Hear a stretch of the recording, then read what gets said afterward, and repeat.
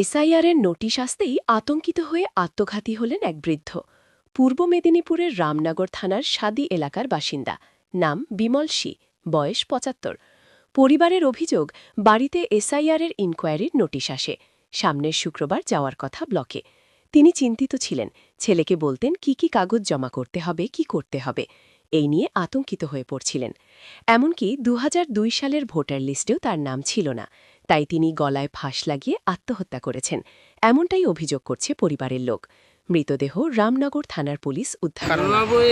SIR নিয়ে তার নাম ছিল না ২০০২ সালে, সেই নিয়ে আতঙ্কে ওনার ভেরিফিকেশন হয়েছিল। ভেরিফিকেশন হওয়ার পরে কাগজপত্র সব রেডি করেছিল ছেলে, কিন্তু ওটা ২ তারিখে ডেট ছিল, কিন্তু কেউ তো কিছু বুঝতে পারেনি। সেই নিয়ে আর ৪-৫ দিন ধরে একবারে ভুগছে।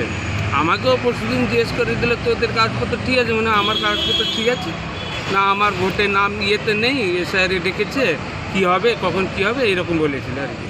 তারপর তো কালকে আমার একটা পানের দোকান ছিল, ও সন্ধ্যার সময় দোকানেও গিয়েছিল, খেলা দেখতে গিয়েছে, দোকানে লাকির জন্য কেক নিয়ে এসছে। তারপর তো রাত্রে খাওয়া দাওয়া করে ঘুমিয়েছে। ঠিক 3:30 নাগাদ বৌদি হয়তো খোঁজাখুঁজি করার পরে সে এমনি 3টা 3:30টায় উঠতো প্রতিদিন, কেননা ওই রামদেবের ইয়েটা করতো, তো উঠতো। বৌদি বললো উঠে গেছে, এখন আসে না কী ব্যাপার। তারপরে ছেলেকে ডাকছে, ছেলেকে যখন ডাকছে তখন দেখে যে সামনে চাল রাস্তায় গেটটা বন্ধ করে দিয়েছে।